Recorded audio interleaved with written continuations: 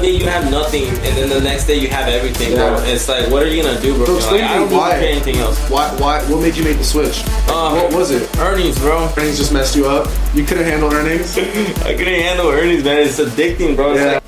All right. We are back. Second episode in the books, or starting the second episode of the Sick Boy Trades podcast. Got my good friend Danny Trades, 7-figure trader, futures trader, correct? Correct. Mainly futures. Yep. Mainly futures. And know my boy for about a year now, but I thought it was due time to get him on the pod, talk about life, how he came up, trading, just all of it. And I'm super excited, and can't wait to have my boy Danny Trades. Give him a warm welcome, and say what's up to the camera. What's up, guys? My name is Danny Trades. Appreciate you, Cole, for having me here, man, on this podcast. It was a mob down, but I really appreciate you for having me down here, man. I'll tell a little story real quick. Is I hit him up, and he said he was going to come down, and he pulled up in a slingshot. If you know what a slingshot is, it's a three-wheeled car, and he said he's picking up his Maserati in San Diego, and we're obviously in Laguna Beach. I said, you got to pull up for at least a couple hours, link up, get a little podcast in, and he made it. So I appreciate you for coming through, my brother. I'm super excited to get into your story and learn a little bit about you and how you got here, because we talked a little bit, but I really don't know about your story. So let's start at the beginning. I want to know when you started getting your mind focused on money, right? Because we all grow up 10, 11, 12, 13, we're either playing sports, school, whatever it is. But what flipped your mind into like, okay, I got to start making money? And let's kind of just start there at the groundworks of your childhood. Yeah, man. So I think the point where I really started to think about making money or, becoming successful is ever since I was young, right? I've had that mindset of, I have to work hard to get what I need, because my parents, they were the type of parents that they didn't do no handouts, Mm-hmm. They were the type of parents that made me work for everything. So I think you worked at McDonald's too. There was one point Albertsons. It was a grocery store. I had to work at McDonald's. Damn. How old were you when you did that? 14 or something like that, because my dad, he wanted me to pay for my car insurance. Uh-huh. He wanted to pay for my car. So everything that I had, I needed to pay for it, regardless. That was the title of it. So ever since then, man, I knew that I had to go out and get it my own. There was a point, since I've been working from such a young age, mm-hmm. And coming up especially, I knew that I had to work hard for my stuff. So when I was around 16, I was like, you know what? I don't want to do this anymore, You were done with McDonald's, is what you're saying? No, I was done with McDonald's the second week, man. I was done, bro. I couldn't do it. You had all the customers complain, managers bossing you around, yelling at you, and I always felt like offended. You know what I mean? Like you're worth more. Yeah, I was like, they're just throwing me around into the drive-through window, telling me what to do. I ended up quitting like that, man, and then ended up going to work for a golf course down in Temecula. Okay. Because that's where I'm from. So I ended up working as the person that cleans the carts. Okay. Grabs all those things. So this was all throughout high school. But I didn't like it. Like I said, I didn't like it. It wasn't for me. For me, it wasn't people telling me what to do. Uh-huh. That wasn't just. That's not the lifestyle that I wanted to live. You didn't like having to be bossed around. No, at a young age. And you'd get paid very little. You're barely making it. So at the golf course, were you making connections? Were you meeting people, or kind of what was the vibe of that? I was too young. You didn't really have that mindset. Yeah, when you're too young, I don't think people look at you as somebody that they want to connect with. Yeah. It's the truth. I think everyone that's young, we don't seem as older people or people that are successful. They don't really want to connect with us. They kind of judge a book by its cover, right? If you're not young, pull up in a Lambo or something, they're just gonna they're not gonna pay any attention. If you have a regular job, everyone's gonna look down on you, and it's the sad reality. You know what I mean? It happens all the time. Yeah. So you were working at McDonald's, you left that, and then you went to the golf place. Did you like school? Were you a school kid or not really? No, man. I think I graduated with a 1.8. And were your parents the kind that were like, if you're not going to school, you got to be going to work, or were they just like kind of let you figure it out on your own? Oh no, man! My parents pushed school. They made sure I graduated high school. Throughout my whole high school, I ended up getting kicked out of every school district down in Temecula. I'm serious. For fighting, or what was your thing? Fighting. Supposedly just being rude to people. You just didn't like school, huh? You just didn't like it. I don't know, man. I was always very protective for myself. You don't look like a kid that's like that. You seem so nice. Like I would say, I don't want to play like that type of person. mentality, but I was picked on a lot, you know, like, hey, do this, be the class clown. But you is know? this before like high school, or was this? So this was throughout all my school, man. So you were always kind of the one that was getting picked on. Throughout that high school, I ended up being. That's when everybody started like. The parents were like, "Oh man, he's a bad influence. Don't hang out. Don't hang out around this kid," you know. But throughout like all the way from third grade and up from that point, it's like everyone thought that I was that one bad kid. Really? You know? Yeah. You know what I find really interesting about like a lot of the people that I guess get to become successful, or just get to like our level. We usually were always that bad kid, or like the kid that like the class clown, or like the kid that would get in trouble. I realized me myself, I was like that as well. I got kicked out of, you know, for fighting, just a bunch of little things at a younger age that I feel like we developed those natural instincts of just like kind of fighting the system, right? Where we're just like, we felt like we were locked in a box, so like we figured out a way to break out of that. And I don't think at a young age that was probably the best thing to do, but I mean, it seems like we're very similar in that you were kind of picked on. They didn't really give you the respect you felt you deserved at a young age, and I'm assuming that kind of built a little bit of a fire in you, and kind of pushed you to get to where you're at, huh? Oh yeah, man. It pushed a big fire in me. I mean, when I was 15, I got sent down to Mexico into my parents sent me down to institutional camp. Damn, in Mexico? All the way in Mexico, man. I ended up getting kicked out of many districts. You know, like I got kicked out of my freshman year. I got kicked out of Rancho Christian because that was my last call. I mean, my parents ended up sending me to a Christian school. Thought it was gonna work out the first week. I'm already out of the school. You know, I already got kicked out. My parents, they couldn't handle it no more. I mean, my parents had called the cops on me so many times throughout my like youth. Because I would say, you know, at the house I was pretty. I was pretty rowdy. Yeah, I was pretty rowdy, man. I would cause a lot of problems, and even when the cops would come to the house, I would laugh in their face, man. And the cops just, I mean, they didn't know what. Really? Nobody knew what to do with me, man. I mean, my parents were like.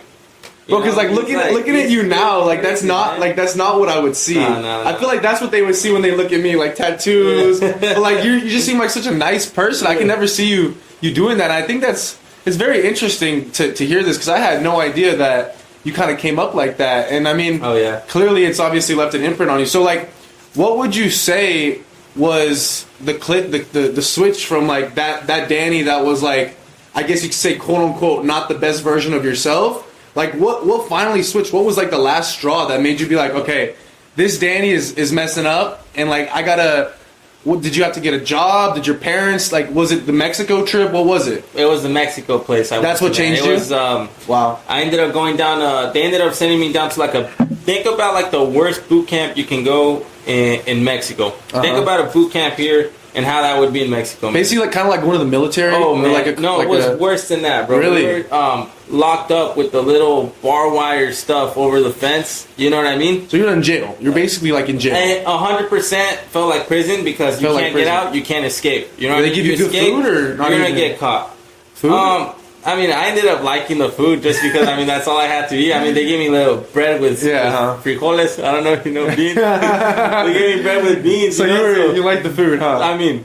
But it was also because like it's all you had to eat, so you enjoyed it. You enjoyed it so much. Like, I remember when I first walked in, like the whole camp, they let me in the gate, and my parents were like very sad, and I was just confused because my parents, they told me I was going down to like a boxing camp, a Christian camp, and I was only gonna be there for a week. So they basically like stole you, they lied to you, because you wouldn't have gone if they told you the truth. No, I would have never gone, man. I can't do that. You know what I mean? Like, I was not gonna lock myself up in an institutional rehab camp. You know what I mean? Even if you knew it was what was best for you, you still wouldn't have wanted to put yourself in that position. At a young age, you want to go hang out with your friends, party. Do stuff like that. At 15, you know? And a funny story is I got threatened by my parents as well to send me not to Mexico to a boot camp, but to like Idaho, like middle of nowhere, where it's like one of those like Christian camps or whatever, where you wake up at a certain time, you go to like, you know what I mean? Give me some. I think they just wanted to discipline me because I didn't have discipline, bro. I was just like you, and I think it's so funny. I don't know if I was as crazy as you with the cops. I don't think I ever got the cops called on me, but So you went to Mexico at 15, correct? Correct, man. Damn. And this is the craziest part. A lot of people don't know this, but a lot of people, they thought I was gonna be like a person that ended up doing drugs, Yeah, stuff yeah. like that. But when I went into that camp, it was a rehab camp. It was basically rehab. A rehab camp, like, Rehabilitation. and it was crazy, man. I mean, I was the youngest kid there. Okay, everyone was an adult, and I'm talking about 21 and up. Wow. I was the only 15-year-old 15 years old. in there, man. So for me, I had to watch people. That's crazy. Just think about everything that happens in jail, you know? Yeah, At it's a young not age, good. I saw it all happen, you know, and I saw many fights that happened, broke out there. I mean, people that did hardcore drugs. I'm talking about methamphetamine, heroin, and Yep. their cheekbones. I've never seen this in my life. And this is Their in the cheekbones the sunk rehab, in, though. you know? Yes, in the rehab. There's this guy. I never knew this could be that crazy, but addicted to cigarettes, you know? Wow. Smoking like 40 cigarettes in a day, man. 2 packs of cigarettes. I don't know how many. I don't smoke cigarettes. That's like one cigarette I don't every know, 10 man. minutes. He does. He did, man. 2 packs of cigarettes. He would go through them just like that, man. Always shaking. And I just saw how these people were living, man. Like, anger issues, man. It was like, I thought I was bad. Like, I thought I was bad. And then you saw what was And then really I saw bad. what was really bad. Like, man, I am not hard, man. I'm just nothing compared to these. Yeah. These guys will. Your they'll kill ego somebody. was in the They way got because you destroyed. didn't know? see. They got destroyed. You got humbled, and that Humbled for sure. I guess you could say that Yeah. that was the best thing that happened to you. Yeah, though. it is, because I mean, I was like, man, these guys are about it. I mean, they don't say they're gonna fight you and beat you up. They just actually do go it. up there and they just freaking do Yeah. it. You know what I mean? Like, they don't play around. These guys don't play around. I mean, they had people from everywhere. I mean, San Diego, Tijuana, Sinaloa. You know, Because that area, I've been to that area. I've been to Tijuana and I've been to Mexico, and I mean, it's not an area where you want to just you don't wanna be play locked around. up and. and you don't want to play with those kind of people. I mean, Yeah. that are involved with certain kind of things. I mean, Yeah. I will tell you something. When I got out, they made a huge group chat of everyone, of a lot of people that were in there. You know, and most of these guys are dead right now. You know, straight up, they're dead. You know, I mean, you can look it up. His last name is Rubalcaba, but he's from Hemet. He's actually from where I live. He ended up going into that camp when I was in there, and he had 2 kids. He ended up going because he was addicted to cocaine and heroin. Wow. He was addicted to hardcore drugs, but he was trying to save himself. I remember having many conversations with him. He was about 35 years old, still young, kids. He had a life to look forward to. Yeah. And he lost it all because of drugs. He escaped the institutional center. When he was on his way home, he took the train all the way down. Then he crossed the border to San Diego. He went down to Hemet. When he was walking the road at night, he got ran over on the street. No way. And that's how he died. He Wow. got ran over by a truck, and they thought it was an animal. I mean, it's on the news. Danny Rubalcaba. Wow. That's his name. Look it up. Danny Rubalcaba in Hemet. So rest in peace to him. He was a good friend of mine in the. So you made the some whole- friends in there, huh? Yeah, man, he was a good friend. So I mean, that part, like, that sucks. That sucks. But it when you're into that lifestyle, bro. I mean, that's But that you don't have anything. that must else, have you know? really, like I said, at a young age, that must have really, made an impact on you. So how long were you in that system for? From 15 to what? 3 months, bro. I was 3 Okay, months. damn. So 3 months. That's no a- phone, no nothing. That's a long time. Yeah, no phone, no nothing. 3 months in there, man. I would have dreams of getting out all the time, man. It's like I started developing anxiety in there. You know, the beds, they were hard, bro. I remember waking up all the time. The bed was like this close to my face, the wall. So imagine you have a bunk bed here, and the bed is just like you wake up and you hit your You face. hit your head, huh? Yeah. There's not that much room. So I hit my head all the time, you know. So I never enjoyed it, man. But even when I was there, like, I think about it right now, I try to make the best of it, Yeah. and try to make time pass. You know, I was counting the days, and sometimes counting the days, man, makes time longer. You know what I mean? So it Yeah. felt like years instead Yeah. of 3 months. It felt like I was in there for at least 2 years. I mean, I can only imagine You 3 know? months. Like, were you reading books? What were you doing in Bro, there? I promise you, I never read. I don't read books. You didn't read No, anything, just, huh? Well, I mean, you were 15. I don't really yeah. blame you either. I ended up. Really young. I didn't do anything, man. Honestly, I mean, You just kind of like I tried to said, let time go by and stay 'Cause- sober and just... Yeah, because they had all the Narcotics Anonymous kind of stuff over there in the rooms. So that wasn't for me. I mean, I wasn't doing drugs. So I just had to listen. You know, they made me listen.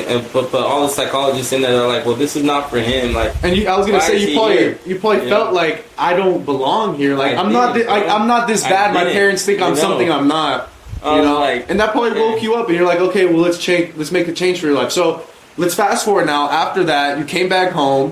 What was your plan of action? What was your, okay, I'm going to change my life now. I've seen the bottom of the bottom. I don't want to be like that. I need to change. This is the new Danny, right? The rise of the new Danny. So kind of break that down to me. How did that start? I mean, this world is crazy, bro. I mean, you got everything you want, you know what I mean, over in this, especially in California. I mean, I remember my parents coming into the camp one time visiting me, and I was like, oh yeah, you know, I think I should be in here for a little longer. I was just trying to play the part, you know. But when I ended up getting out, bro, I went back to the same lifestyle. You know what I mean? You went straight back into it. Bro, I mean, I hadn't heard music in 3 months, you know. I started blasting like Kevin Gates, and at that time it was like Kevin Gates and Dr. Dre, you know. Yeah. Started blasting Kevin Gates, Dr. Dre, you know. I saw the world again, bro. I was locked in this little dirt pit pretty much for 3 months. You felt like it was your first day out. Dude, like you were in jail. First day out. Yeah, you know what first I mean? day out. I didn't see no street. I hadn't seen a car in a long girl, time. food. Nothing, bro. Absolutely nothing, bro. I can only imagine. My brain was going crazy. So I mean, I obviously feel how, and I was 15, bro. So imagine how those people that actually go to prison to get out. So, you know, I hadn't seen none of that, but I ended up going back to school, right? And no school wants to take me back. I remember I was expelled from every school, man. And you're still in high school? Yeah. What happened? You're still in high school? I was still in high school. Yeah. Not right now. Yeah, no. I already graduated a long time ago. So you got out of the at 15. So what were you, sophomore or junior? I was still a freshman, man. You were a freshman? Yeah, still a freshman at 15. Damn. You were wild. I had just turned 15. Yeah, I remember now. It was 420. Yeah. My birthday's 420. No way. Happy belated birthday. That's hilarious. 420. So I had just turned 15. My parents are trying to convince the school districts, like, anybody, bro, like, please let our son let him come back to school. He changed. He came to this camp. He learned his lesson. He learned his lesson. Yeah. So they ended up talking to the coach for Rancho Christian, and the coach said, all right, under some conditions. I mean, in high school, I was about 125, bro. I was scrawny, bro, like very skinny. Yeah, I feel you. You know, and they said under one condition, if I play football, American football, and they're playing a football. I was a baseball player and a boxer, so I played a lot of sports throughout high school, you know, and middle school and everything. I love boxing. That was like my preferred sport, but I ended up playing football. That's the only reason that they let me back into the schools, right? But even when I was playing football, man, like, everybody was so much better than me. I mean, I was on the. I can only imagine, yeah. You know, I'm this freshman on the football kid, team, man, and you know, I always felt less, man. I don't know if it was an ego thing, you know, at the time. Right now, I'm 180, bro. I'm not nowhere near 125, but you know, throughout high school, I always felt less. You know what I mean? And that's because since I was so small, it was so easy to pick on. That's you know true, what I mean? yeah. Like, I was easy to pick on. Yeah. You know what I mean? Everybody knew I was bad. You were the target. I was the target. You know what I mean? Like, and there's always that one kid that is usually the one that gets like picked on because he's like smaller than everybody. And like what they do is everybody lets their insecurities out on that one kid. Yeah, you know what I mean? I didn't let it happen, bro. You were like, no. Oh, really? That's why I got in trouble. So you were like, hell no, bro. You wouldn't just sit there and take it. Hell you were no, like, man. nah, like you can't treat me like this. Do that, bro? I would grab pencils, stab kids. I'm serious, bro. You know, so like you were like punch them in the face. You weren't just gonna let them treat you like that because you had enough respect for yourself. I messed with that a lot. That's dope. They never mess with me again. I promise you that. Yeah. But you know, in the moment, you know, I let it slide a couple times. They even tried to put me in this like program one time for bad kids. I remember I went to the Temecula charter school. They tried to put me in a program because this kid constantly, bro, every single day, just calling me out, saying stuff to me. So I ended up doing like a little prank where I put a pencil like on his chair. And then just poke it, you know? And that was that, bro. So, I mean... But they didn't mess with you after that, huh? No, man. No. I have to look out for myself, you know? Yeah. But ever since high school, like I was saying, I mean... I was independent since I was like... I had to become independent ever since I was like 13. I mean, I got removed from my parents' house when I was 13 years old.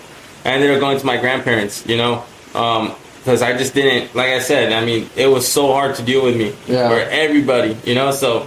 Around the age of 13, I ended up going down to my grandparents' house and living with them. In Temecula? Yeah, because my parents were like, we just can't handle him no more. Fed up. We don't know what we're going to do no more. We're going to send him over here. We're going to put him in this and that. and my grandparents, grandparents have that grandpa, grandma love. You know what I mean? So they're like, we're not gonna allow that to happen. We'll take him in. Yeah. Like we'll take care of him.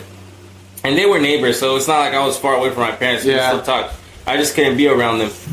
So I ended up going with my grandparents when I was 13. When I was 13 years old, I ended up going with my grandparents, and yeah, man, they couldn't even handle me either, man. So honestly, I was a problem. I mean, they kept me, bro, and they kept so many secrets from my parents, man. But I was the type of kid that would take their cars, steal their cars, take them. I mean, sneak out the house, go out, do my own thing. I used to do the same stuff. It was, bro, I was the impossible. You just kid, wanted to have fun, though, right? I was trying to be independent, bro. I think a lot of us like that go through stuff like this. We're more misunderstood than anything. Yeah. You know what I mean? I don't think it's more necessarily like we're being bad on purpose. Like we're trying to hurt people. Like for example, me being the bad kid that everyone thought I was just defending myself. That for me, that's what it was. Yeah, literally. I mean, you were like the way you may have, stood up for yourself may have not been the best way. Right, because you could have used your words, but you didn't know better at such a young age, right? So who could blame you? Of course. And I mean, that built you into who you are now. So everything happens for a reason. And that's why I'm always super. Nowadays, right? I ended up going down to my grandparents when I was 13, and I remember, man, like ever since I went with my grandparents, bro, it was tough because my grandparents aren't as fortunate. I mean, my parents built a whole legacy, man. They built a big business, and they do very well. And my dad gave me a job even as an insurance agent, but it was just not for me, and I'll get that into that later. Yeah. But ever since I was 13, man, I was trying to find my way. That's why I ended up working at McDonald's. That's why I ended up working at the golf course, or I even tried DoorDash, Instacart. And I remember, man, I would work my ass off, bro, because everything that I did when I did work, bro, I would try to do it like. The best you could. The best I could, like I was very much a hard worker. You knew hard work. When I'm into something, bro, I put my heart into that. I have a passion for it. Even if it's just working at McDonald's, whatever it is. It didn't matter. But the moment that I'm gonna work, I'm gonna slack off, bro. I'm leaving. You know what I mean? I'm out. I'm not gonna slack off and have someone pay me for free. I'm just gonna leave, bro. Exactly. Whether I quit the same day because I'm not gonna do good even on that 2-week notice. Yeah. So. I had to work at McDonald's, like I said, right? And then you went to, from there you went to the golf course. And then McDonald's was before you went to Mexico, right? Yeah. And then you came back and then you worked at the golf course? Correct. But you didn't really change. You were still acting a fool? Oh, yeah, man. So then what was it that finally cut that old Danny off and made you get into this new person? I had a big situation. Oh, man, I remember now.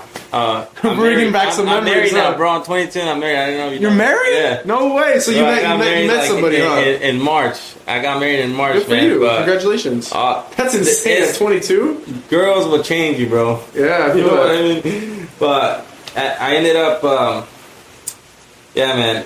I ended up trading options. I ended up, first I was an insurance agent with my parents' company. Right after the golf course? Yes, after that. How old were you once you left the golf course? When I was left, I was like mid-16s. 16, okay. Yeah. And then from that, what was the next gig? Insurance agent. And this is at like 17, 18? Yes, I started doing customer service. You know what's funny? I did insurance as well. I did life insurance as well. Yeah. I hated it though. I did Medicare. So I did life insurance and then I did student, college,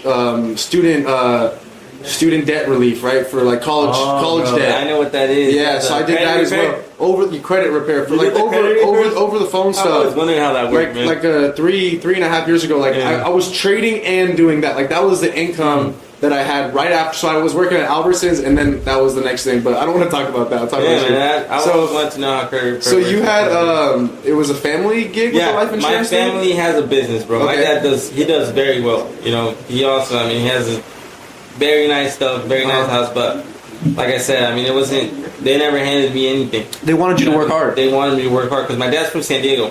He's from the bad areas. Where is he from originally, though? Like, what's his ethnicity? He's Mexican. So yeah, they all obviously he knows hard work. Yeah, we all know hard work. Yeah. But I know some story. My grandma, they had to cross over the borders, and come over here. So, that's how I feel with my parents. They're Persian, so they're immigrants from Iran. They came when the war happened, and I feel like only people that that have been through that really understand that, right? Where it's like you leave everything in another country to come here to rebuild it. We both have seen our parents struggle. I feel like we just know that, and like we understand that, and we see that hard work, and we're like, we can't not live up to their expectation, or we can't just ruin everything that they've created. You know, because they put so much work and so much effort into to just to get to this area. And that's one thing I realized. So we'll go back to the life insurance. So you're working for them, your parents' company, right? Oh yeah. And that probably wasn't working well with your relationship with your parents. Was already kind of on the fence. So what kind of explain that? How did that go? That was my fault. You know, like I ended up, when I got older, I started realizing, like, you know, I'm the creator of like my own actions. You know, like I make my decisions, and I know whatever I do, it has consequences. Yeah. You know, so working for my dad and everything, I didn't like it. And my dad, I would always be late to work. I'll be honest, bro. Like, I was sleeping. What time did you guys start work at? We would start at 8. Okay, so not too early. And I think that's late, bro. Now I wake up like at 5 a.m. I was going to say, same. Like, now I wake up at 5 a.m. I used to think going to school was late at like 8:45. I'm like, I'm up at 5:45 now, taking a shower. I'm so used to it. But you're trading futures, though, so you still wake up? Yeah, it's a routine. Okay. I think my mind is you like just enjoy the mind routine. clock, you know? That's another reason I haven't gotten into trading futures yet, is because I like the routine of waking up at 5:45, especially on the West Coast, because we wake up at markets open at 6:30. I like that routine of getting my day started early and then having the rest of my day to do whatever I want. But it is what it is. So you were working with them. You didn't like that. How long until did you see any results? Did you make any money, any sales, or not really? Oh, I was doing good, bro. So you were doing good. Yeah. But you just didn't like it? I was so good. I'm good at talking to people. But you just didn't like it? I didn't like how much. Do you think it was because it was a family? Maybe I had a lot of resentment, and I always felt like if I make it here, maybe they're gonna be like, oh, you know, well, you just made it because it's our company. Because it's our company, you know. So you wanted to do it on your own. And that sounds very prideful. I know that sounds very prideful. A little bit of ego. Yeah, and a little bit of ego. But it's okay. But I mean, when you're young, I mean, it happens. You took the risk. You took the chance. So I said, you know what? Like, I'm just gonna do it my own. You know, like I'm not gonna depend on nobody. Yeah. Like I love working with them. I have a good relationship with my parents. Well, it's family. You know, so. And I love my parents. No hard feelings, you know? right? Yeah, there was no hard feelings at all, man. It was, like I said, I put it all on me, too, like I said. I mean, I was a very bad kid. I don't think parents are born to be parents, you know what I mean? So, we come in, and I ended up calling my dad one day, like, hesitating in the car. I talk about this all the time, man. I ended up being on the Temecula Parkway. I know the exact street I was on, man. And I ended up calling my dad and saying, like, hey, you know, like, I think I'm gonna go work at Amazon. I had to make an excuse, because you didn't want to make him feel bad. Yeah. I had to tell him, hey, like I'm gonna go. You didn't want to tell him that you're gonna become a day trader, huh? Yeah. Well, did you already have day trading as your backup, or? Yes. Okay. I wasn't good at day trading though yet. Oh, so were you trading while you were doing the insurance stuff, or not at all? No, I was learning. So you were learning, but I hadn't like. Paper trading or no? Bro, I started paper trading, bro, but I didn't like. So it's like that. It's like that beginning phase where you're just learning. But I was like, okay, you know, this has a lot of potential. So you learned. You started at like 18, huh? Yeah, and I was like, this has a lot of potential. A lot of potential here. Yeah. So this is back. This is back before COVID, right? Yeah. Okay. Yeah, a little before COVID. A little bit before COVID. And so you told him you're gonna go to Amazon, and he said what? He's like, all right. He's like, whatever. I went to Amazon for like a week. So you got the uniform, the green vest. I went to work 2 days, bro. And you didn't like it? I was just slacking off, bro. I would just wait in the parking lot, trading on your phone the whole time. You know, just watching videos. I was like, bro, you know, I'm just gonna do DoorDash, do something. I was like, this is like so boring. So after a week, you left Amazon. I was like, you know, like these people are just trying to boss you around all the time, man. Like they don't get sick of it. Like you're like a slave to them, you know. They're always yelling. They're always telling you what to do. I mean, that's work. You know what I mean? You can't complain. But constantly, man. Constantly. Especially when you're young, you know? Yeah. People are trying to take control over you. Yeah. So, and 2-3 days in, I ended up saying, like, you know what? I'm done with this. Like, I'm leaving Amazon. Goodbye. Like, I'm not doing this. You know? So then, that's when the trading all started. So that's when you were like, okay, it's time. I'm going all in trading, bro. Time to go all in on trading. Whatever I have saved up, I'm just going to use that. And I'm just gonna go all in into trading, bro. And how much roughly? I started with options. Roughly, how much did you have? About $2,000. You only had $2,000 saved up from your life insurance. That's it? Bro, I You only spent- had. you spent a lot? Bro, I was bad at money, bro. You didn't know how to save properly, huh? No. So That's you had bro. $2,000 saved up from basically just McDonald's, golfing, and I'm assuming that money was already ran out anyway. So it was from the life insurance, the money. That was from Medicare, Run me through your mindset with like that 2,000. Were you like, I'm gonna master paper trading, and then use the 2,000, or was it like, I'm gonna use the 2,000, learn with the 2,000, and if I blow it, then I'm gonna load more money in, or like what was your game plan there? Because like a lot of people have $2,000 to trade $1,000 or whatever, but if they go ahead and just lose that first $2,000, like that's kind of like the end of the game, right? Because not anybody, then they got to go back to the normal job and then come back, but they lose so much motivation through that whole process. So break that down to me and tell me what your mindset was with going into that $2,000 portfolio. And like, I mean, you said you were already paper trading before that, but like, I mean, I'm assuming there was a lot of ups and downs between you getting that $2,000 account started. Bro, honestly, I didn't care about losing it, bro. Like, if I was gonna go broke, I was gonna go broke either way. Like, so you were really confident. I mean, I was, bro. It was either work and always be upset because I had to do something at work, or like take that risk and I was willing to use my credit. I was willing to mess up my credit. You know what I mean? Like there was almost no other option. You were like, it's either this or this, bro, or like I'm just gonna go back to my normal life, which is not as good. Yeah. This is only could be better. My life is crap, bro. So you were like this. You know? I'm down here. I can only go up. Yeah. Like you were just like, pretty much. I can't. I literally cannot go any farther back than I already am. You're like, I was just in Mexico, locked up in jail, basically. Yeah. Now I have $2,000 in this portfolio. So let's go a little bit deeper now.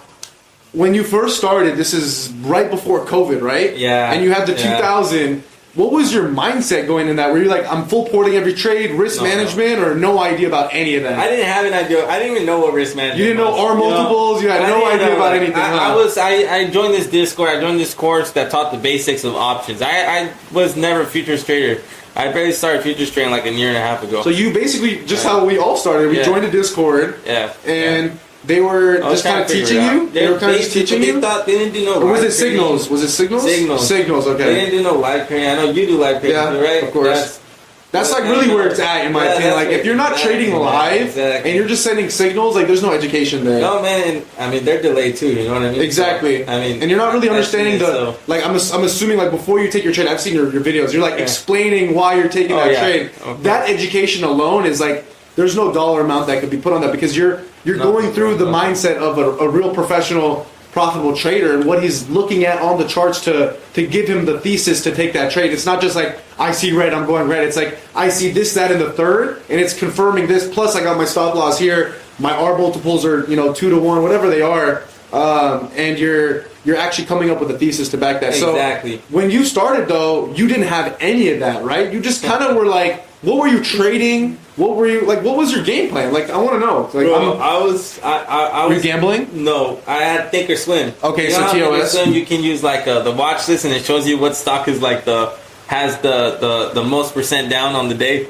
Okay, so you were looking at like when you go on, when you look at like the biggest movers. Exactly. So low flow penny stocks, right? I would try to trade options on penny stocks. So you were doing so I see a lot of traders, they start with the penny stocks, but they don't trade options. Yeah, no, I didn't know anything about spreads. And you know what I mean? Like, the spreads are horrible on those penny stocks too, because you're paying like $1 just to get into a trade. Yeah. So what were you trading? Just whatever it was on the highest volume that day.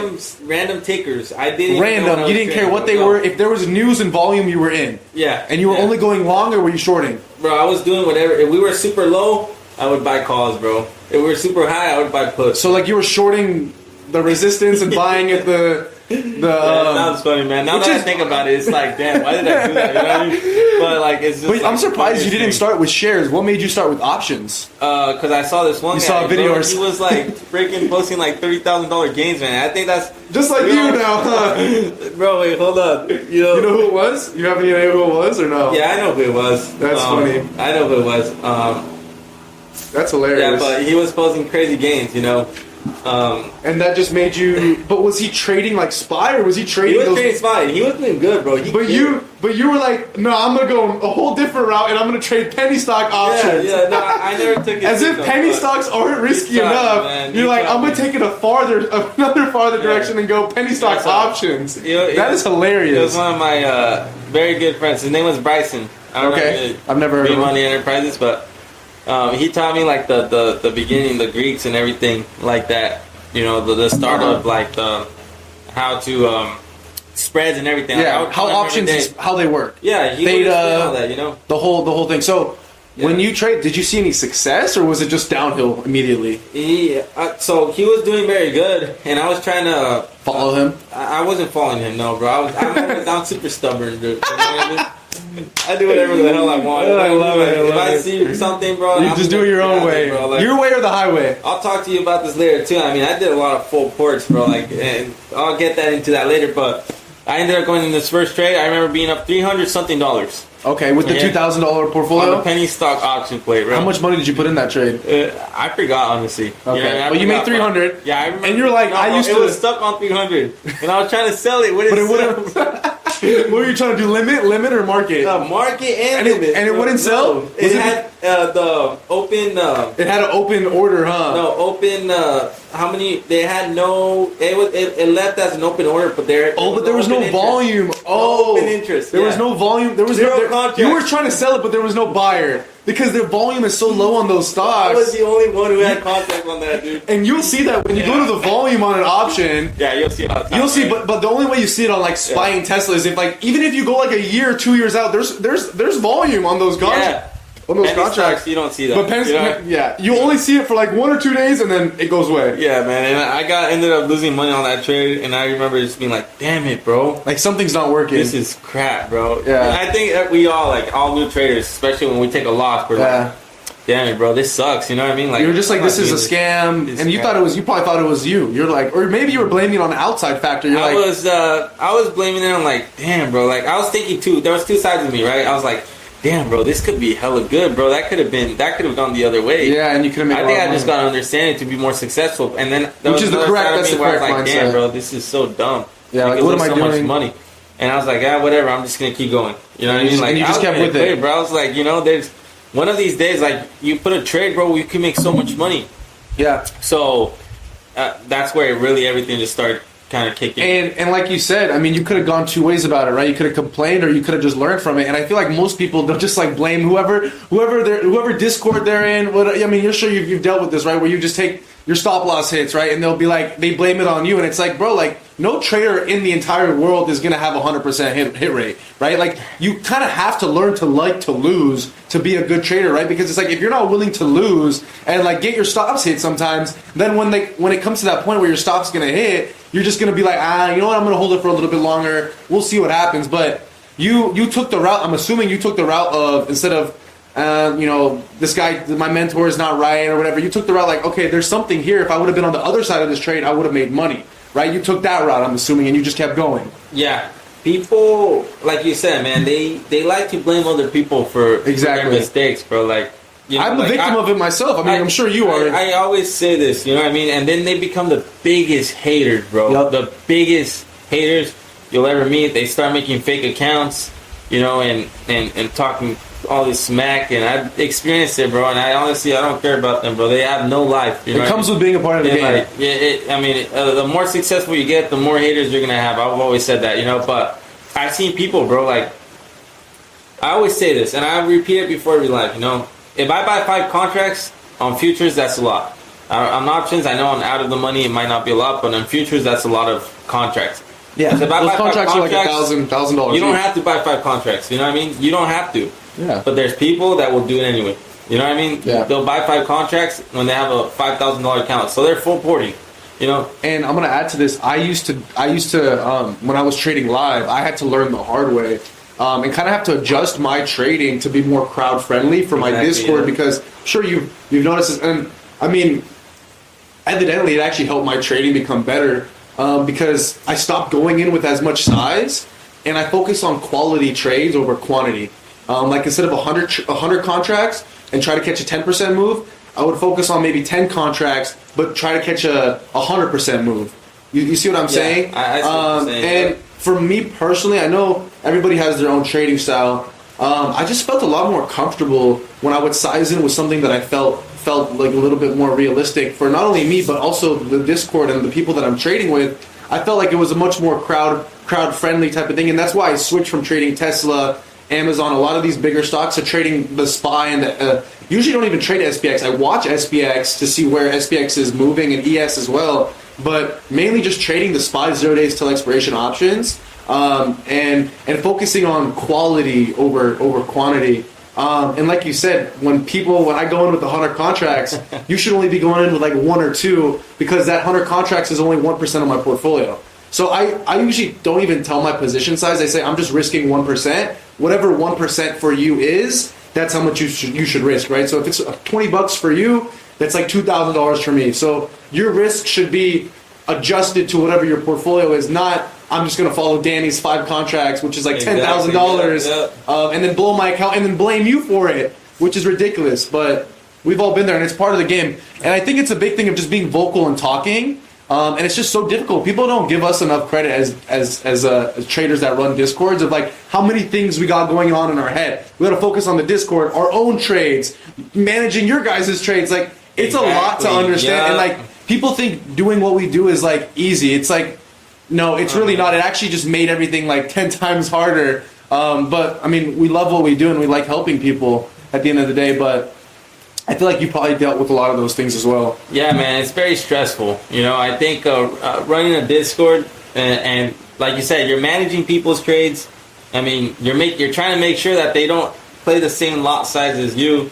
You know, and you're always gonna have those 2 guys that do it anyway. You know what I mean? And the funny thing is when they unmute themselves, I don't know if you let everybody just like unmute themselves. I don't let anybody chat on Zoom. Really? I don't let anybody chat on. I don't let anybody show their anything on Zoom. Everything they have to do it with their username on Discord. Yeah, so and that's to keep the community safe. Yeah, so for me, they can unmute themselves and just start talking to me, right? Yeah. So sometimes they'll hop on and be like, "I'm full porting with you," and I'll be like that's cool and all, but it's like, this isn't a full port trade for me. Like, this isn't a full risk on trade. If it was full risk on for me, then I would let you guys know. But they just start full porting every trade because they think that because we're good traders, every trade is going to be a win. But we both know that to be a good trader, you just need to have big wins and small losses. But they'll let that big small loss just turn into this huge just unrealized loss for no good reason. But I know we went a little off topic there, but I mean, it's a big part of the game, and it's a big part of the trading game. So let's go back to where you were at. And I know you said you made your first 300.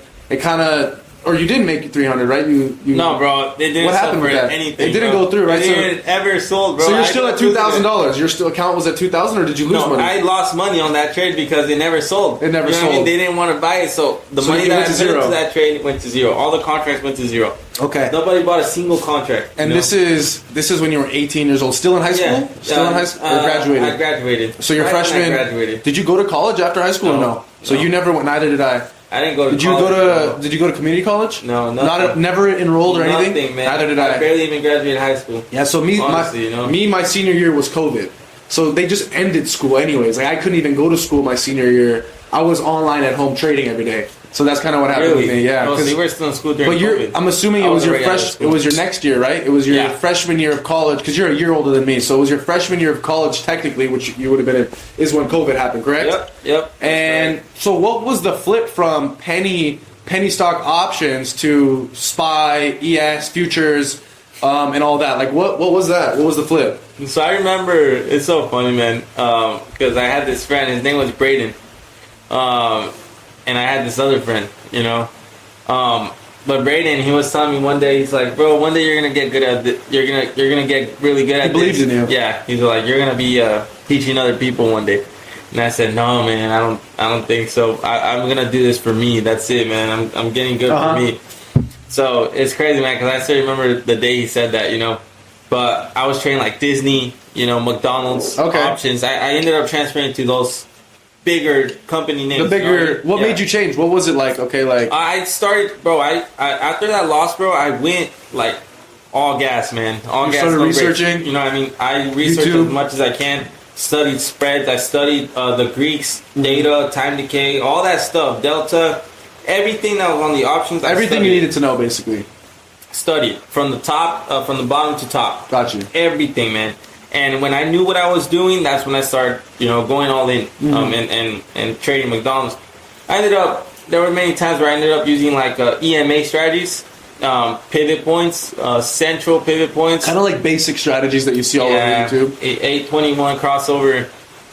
I mean, that's what everyone teaches. You know what I mean? That's You know what's funny? I never really got into that type of stuff. I think it was a little. I felt like it was overcomplicating it for me too. I never really got into that. But continue. I was never successful with that. So you never saw success in it. What do you think it was? Maybe one trade green. Do you think it was hit or miss? Bro, it was lagging, man. It was like when RSI was up, I was trying to short the market, and when RSI was down, I was trying to long the market. So kind of like the classic things that like every trader kind of goes through. Yeah. So it was hard, man.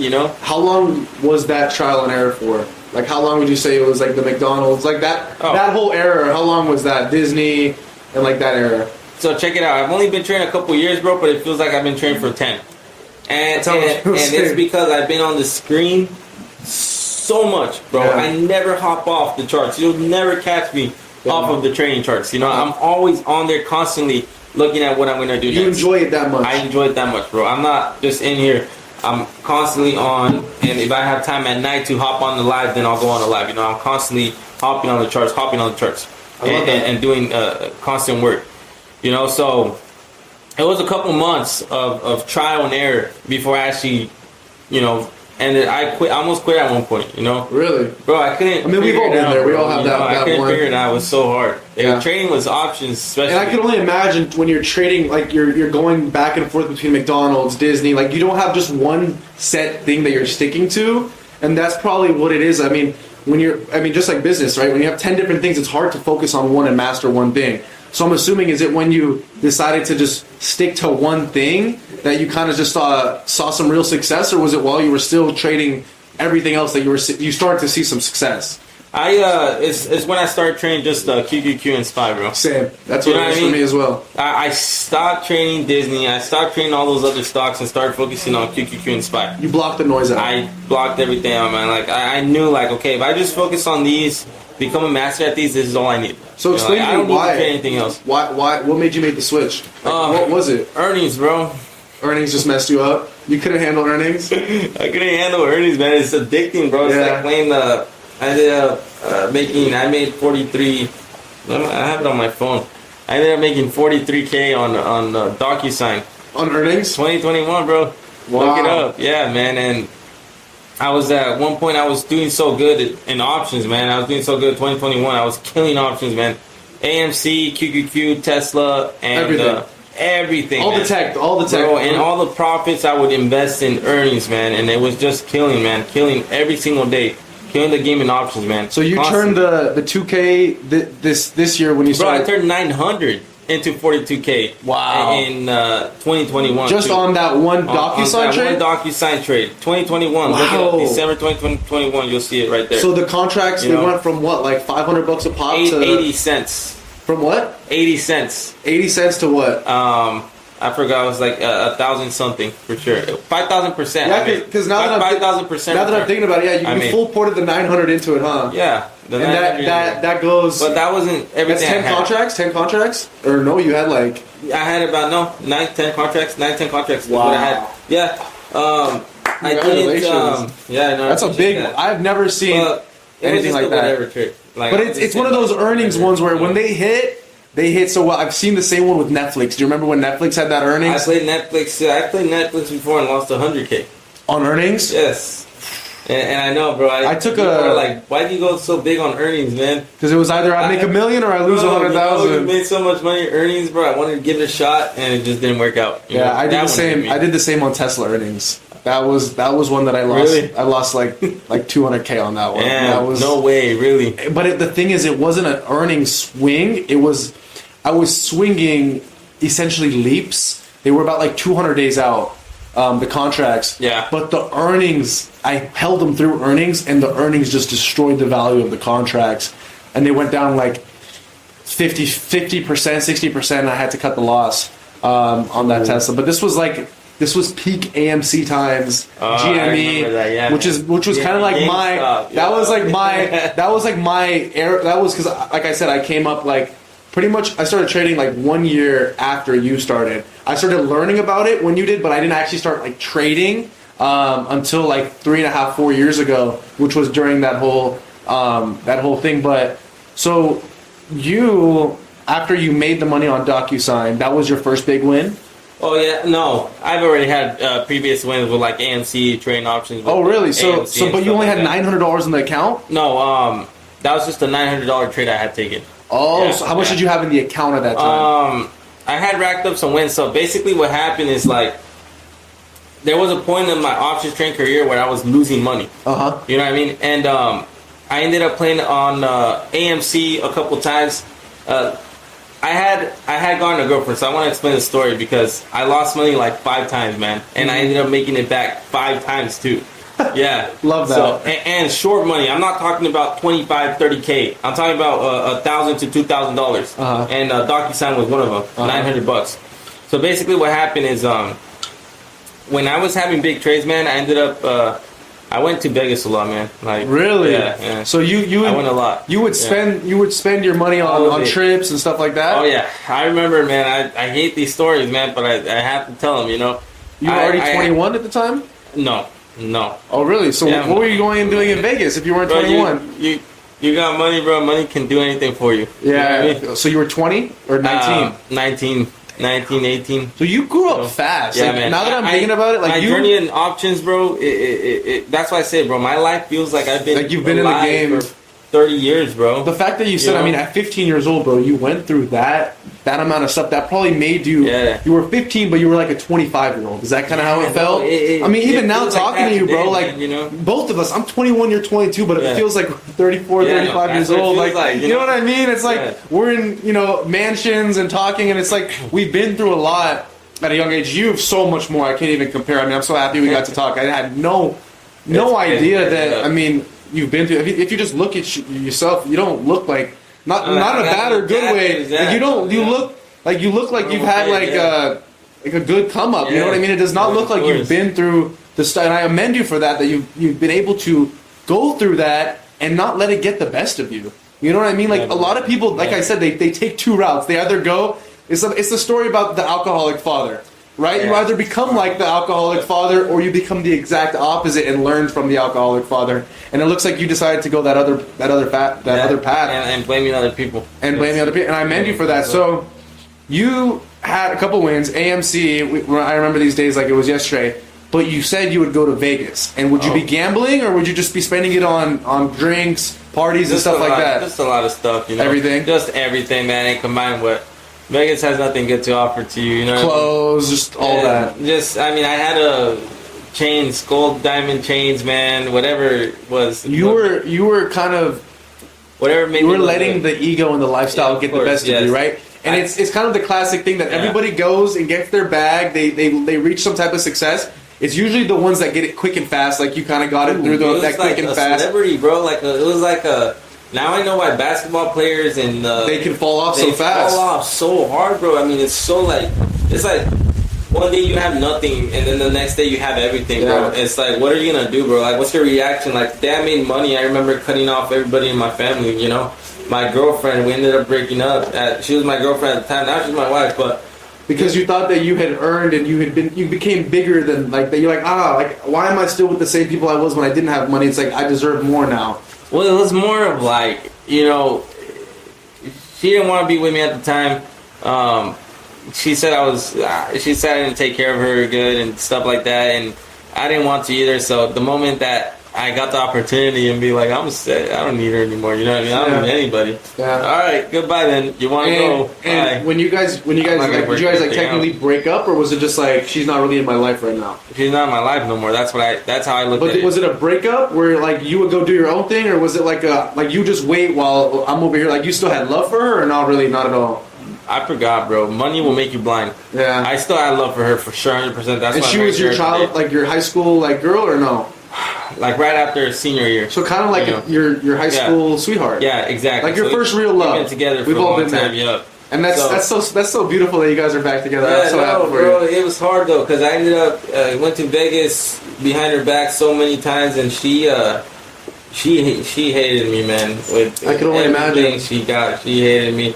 So I mean, and she gave me chances, bro. But the money always was in my. You were blinded. I was never greedy. You were blinded by the money. I'm a giver. Kind of like Wolf of Wall Street, right? Very big. Bro, it was addicting. You know what I mean? Like I didn't have Discord, didn't have nothing like that. Yeah. It was just my life. You probably didn't have too many leaders or mentors to No, I didn't have anybody, bro. I wouldn't talk to anybody, bro. You didn't talk to your dad at all? You didn't ask for any advice? No, I thought everyone wanted to use me, man. You know what I mean? So you were just a lone wolf. A lone wolf, man. Like the Wolf of Wall Street, man. That's like and that movie, man. you probably watched that movie. I did. And it probably gave you the wrong and same with me, it gave me the wrong impression of what really having money is like. It's not the parties, the drugs, the whatever like that lifestyle is. It's like being humble and being confident in yourself. As corny as it sounds, but you kind of have to go through that low point to realize that's not what it is. I mean, I don't know if everybody. I mean, you think like people like Jay Dunn and like these types of guys. You think they were doing that types of stuff, or I don't know. I bet you they have to go through that. You know, like a lot of the top dogs. We have to. I mean, anybody who makes money, bro. You kind of have to go through that, huh? We go through a lot of stuff. You know what I mean? It's like money's not evil. I think a lot of people get the misconception that brings out who you really are. Is evil. I think it's the way you use money that could be evil. You know what I mean? It's the greed that's evil. Yeah. It's not the money. Money is good to have, but it's the way that. You know, money influences your life. Yeah. Does that make sense? That's what could be 100%. Evil. You know, so for me it was going out and everything, just in general. I mean, girls and everything, and who wouldn't do it when? And the thing is, most people don't even realize that, like that endless cycle that they're in until it's too late. Yeah. Like right, like you would realize this once, like 10, 15 years. You luckily realized it in like what, a year? It was about a year of you doing this or less? Bro, I was lost, bro. It's probably like a year, maybe. A year of just, were you trading during that year? Yes, man, yes. And I was making so much money. Bro, you know what? All right, well, sun came out a little bit, so we had to switch up the camera angle, but let's finish back off where we were. Let's get back to it. So we're trading SPY, we're trading NQ. Which one do you prefer between these two? Like, which one are you seeing more results with? NQ, because for me, QQQ is more volatile. You know, there's more movement on it. Tech. Especially right now that I do futures, I see more movement. I mean, obviously SPX is more volatile, but NQ, like for futures, since I trade futures now, obviously I prefer NQ, right? Because I can catch a bigger move. I don't have to wait so long. And SPY, sometimes it moves slow, bro.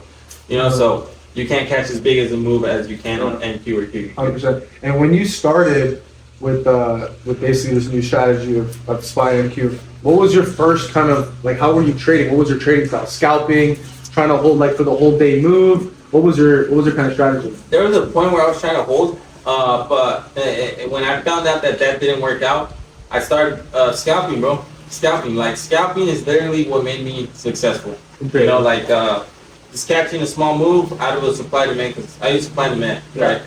So supply demand, order block, book map, whatever you want to call it. You know, there's so many different names for it, but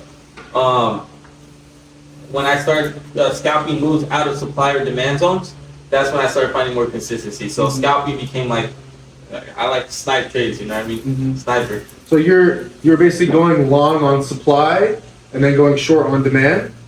Short on supply, long on demand. Okay, yeah. I see what you're saying. And then when you were doing this, what were you going for? 10, 20, 30%, or kind of what was your... In the beginning, I was shooting for a cash profit target or a cash stop loss. Because I think that's like a lot of new traders, when we get into trading, bro, we think about the money. I'm not going to lose $100, right? But later on, I figured out that it was more valuable for me to have a plan, right?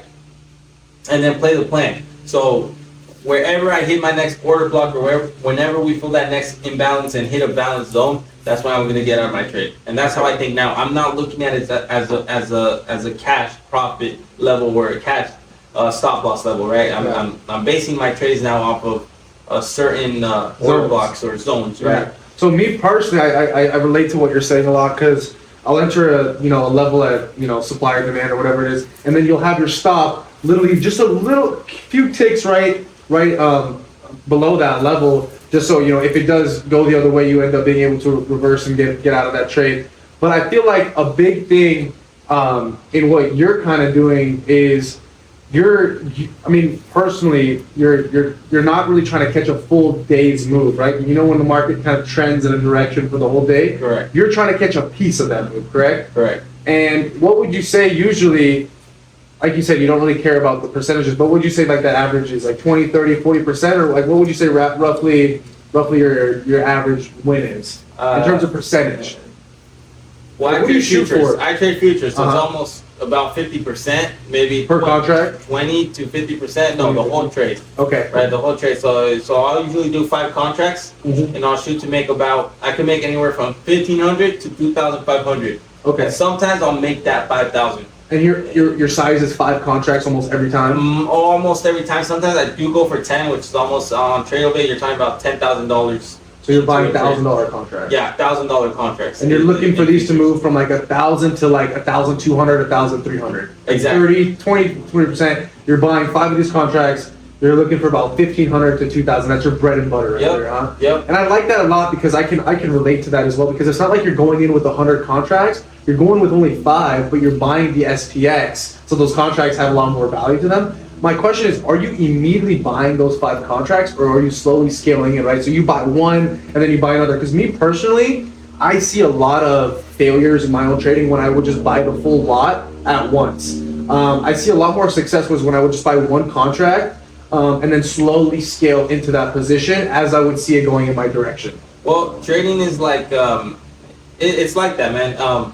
When I used to buy my full lot in the beginning, and you hit your stop with a full lot, then you get annoyed, right? Then you get annoyed, and you that's kinda where get that revenge demotivated. trading comes in, and that's where that FOMO comes in. So what I tend to do now is just like you, right? I'll buy about 1 to 2 contracts initially. Once we break that certain level, I like to call it like a balanced breakout. Yeah. We chop up, we break Yeah, that usually level, 15-minute, like 15 Exactly. minute, yeah. and I'm still in my trade. I shoot in for more, Then you right? scale in. And that momentum follows through Yeah. for most of the time. How many Right. times, I mean, obviously you don't know the exact time, but how many times have you seen that imbalance break, whatever it is, and then it reverses on you and your stop hits? Because that's the hardest thing for me, is when you see the breakout happening, you scale in, and then it still reverses and your stop gets hit. I feel like that's the most frustrating thing for me as a trader, is like really, first of all, sticking to the stop, right? And then when you're full size in, getting that stop hit is like the worst. That's like the worst feeling, right? So Yeah. what would you say, how do you combat that? Like, how would you say,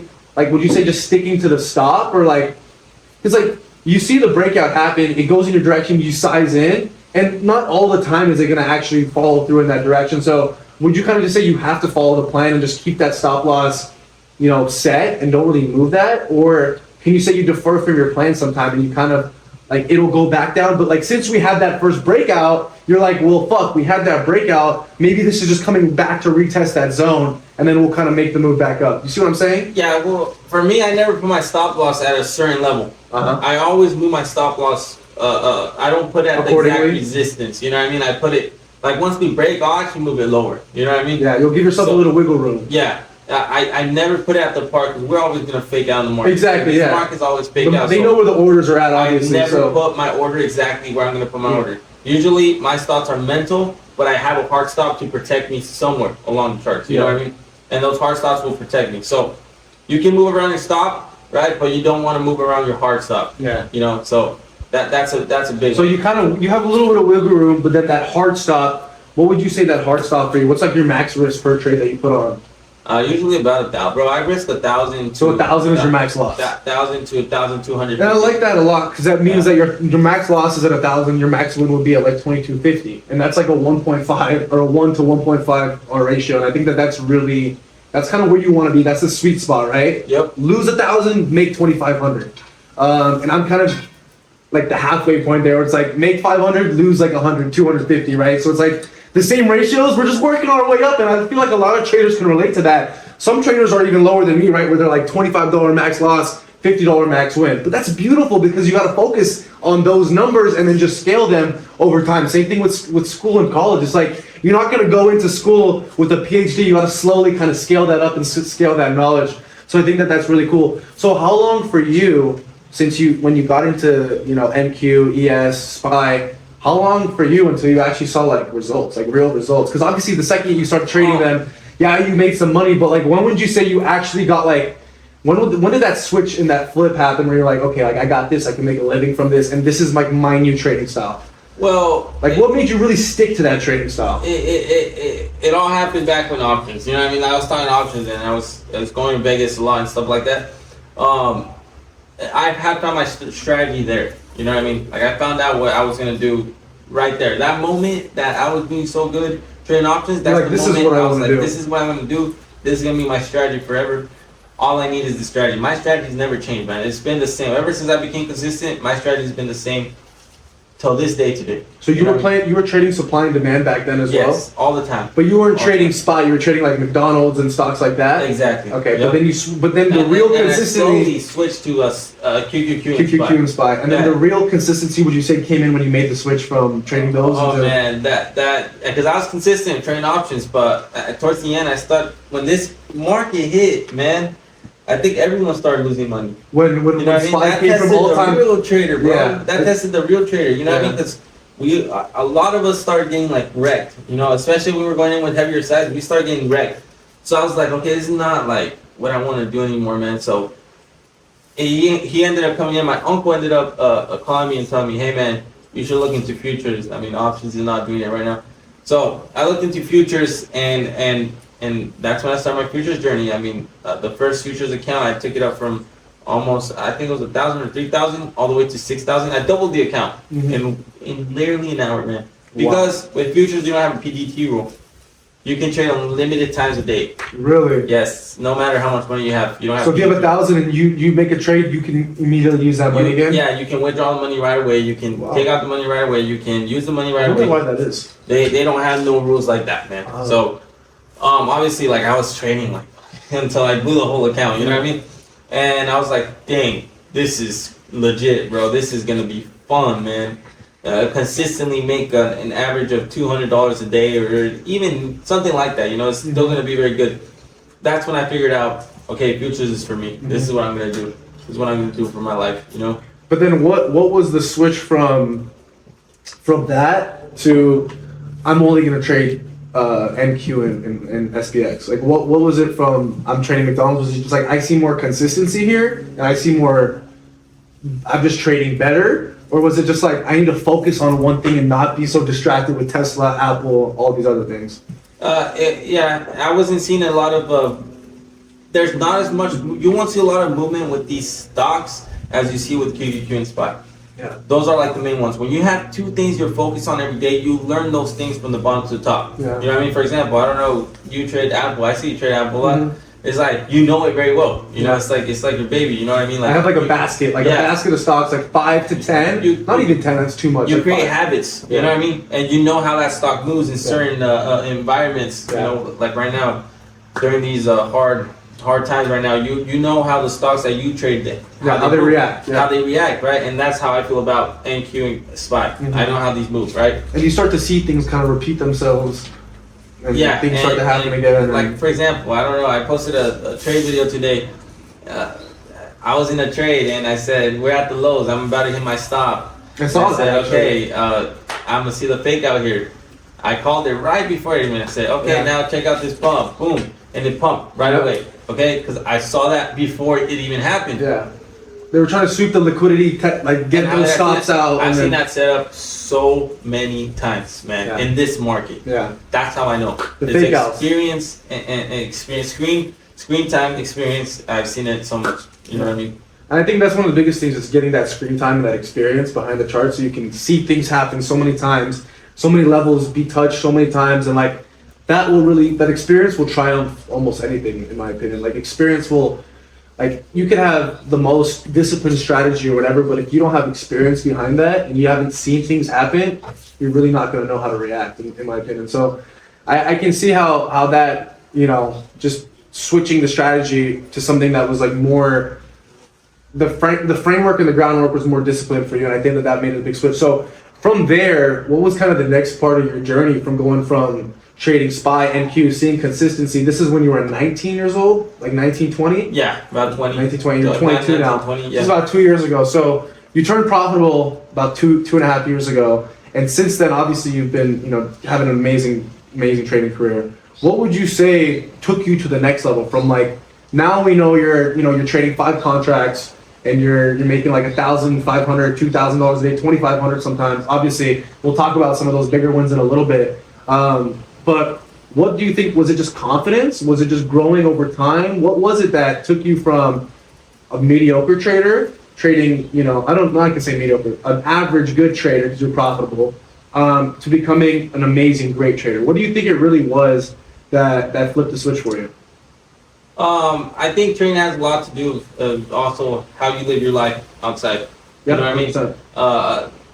The more you live life the way you're supposed to live life, the better you do in your businesses and training and anything that you do. Yeah. And I've seen that with a lot of entrepreneurs or a lot of business owners, right? They're more successful when they have a stable life outside of their real business life.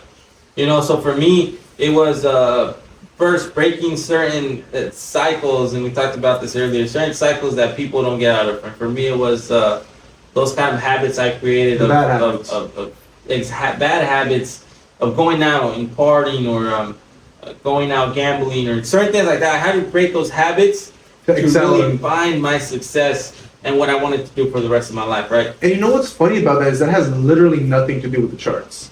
Exactly. You know what I mean? Like it literally, and it's like 90% of our biggest issues have nothing to do with the thing that we think it has. Like you probably thought, oh, I need to become a better trader. It's like, no, I need to become a better person that deserves more success. Yep. And you became the person that deserved more success, right? The person that's gonna focus on their sleep schedule, the person that's gonna go to the gym, the person that's gonna eat healthier, not go to the clubs on a Tuesday night and go party in Vegas or gamble a bunch of money, because it's gonna affect your mental, and then that mental that's being affected is now gonna affect your trades, and then you're gonna be mentally emotional in those trades, and it's just like this really bad, constant, repeated cycle of bad habits leading to bad trades, leading to bad mental health.